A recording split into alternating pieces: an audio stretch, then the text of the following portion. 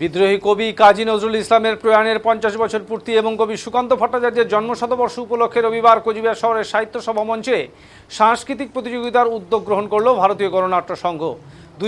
দুই কবির প্রতিকৃতিতে মালা দিয়ে শ্রদ্ধা জানানোর মধ্য দিয়ে শুরু হয় এদিনের এই অনুষ্ঠান। নৃত্য, সঙ্গীত, গজল আবৃত্তি সহ বিভিন্ন সাংস্কৃতিক প্রতিযোগিতায় এদিন অংশগ্রহণ করেন কচিকাঁচারা। সন্ধ্যায় হয় পুরস্কার বিতরণী ও সান্ধ্যকালীন অনুষ্ঠান। এই কর্মসূচিতে উপস্থিত ছিলেন সংগঠনের কোচবিহার জেলা সম্পাদক নিরুপম দত্ত, সভাপতি খগেন্দ্রনাথ সরকার প্রমুখ। এদিন নিরুপম দত্ত বলেন, কবি কাজী নজরুল ইসলাম এবং কবি সুকান্ত ভট্টাচার্যের সমস্ত সৃষ্টি বেশি বেশি করে চর্চা করুক নতুন প্রজন্ম। এই লক্ষ্যকে সামনে রেখেই এ ধরনের উদ্যোগ গ্রহণ করেছে ভারতীয় গণনাট্য সংঘ।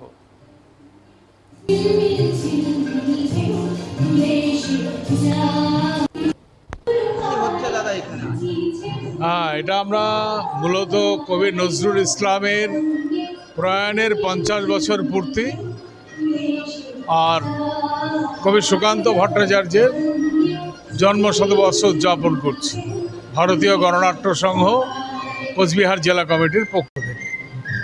এটা আমরা গোটা রাজ্য জুড়েই করছি, এটা জেলাতেও হচ্ছে বিভিন্ন প্রতিযোগিতা। কবি সুকান্ত এবং বিদ্রোহী কবি নজরুলের লেখা গান কবিতা নিয়ে আজকের প্রতিযোগিতা, ছোটদের বাচ্চাদের প্রতিযোগিতা সারাদিন ধরে চলবে। আর এখানে মোটামুটি সব মিলিয়ে প্রায় শতাধিক প্রতিযোগী অংশগ্রহণ করবে, মানে নাচ, আবৃত্তি, গান এসব মিলিয়ে শতাধিক কম্পিটিটর।